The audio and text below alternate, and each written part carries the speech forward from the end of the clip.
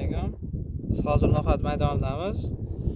Bu loyiha 2025-yil Sanoat qurilish banki bilan hamkorlikda Toshkent viloyati Qibray tumani Turkiston MFI 92-konturda amalga oshirib kelinmoqda.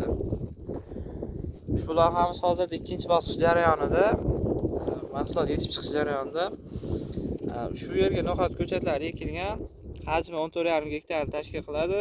Maydonimiz yassi to'rtburchak shaklida joylashganligi sababli bo'yiga 484 metrga 295 metrni, eniga 476 metrga 338 metrni tashkil qiladi. Yerdagi ekinlar zamonaviy usullar bilan parvarishlanmoqda. Hosil yetishib chiqish jarayoni 90 kun tashkil qiladi. Yetishib chiqish jarayonida mineral o'g'itlar bilan oziqlantiriladi. Ushbu loyiha 15 ta dehqon xo'jaligiga bo'lib berilgan. Loyiha samarali olib borilishi uchun Eco-Elite ishlab chiqarish kooperativiga biriktirilgan. Har bir dehqon xo'jaligi 0,97 gektardan yer maydoni ajratilgan.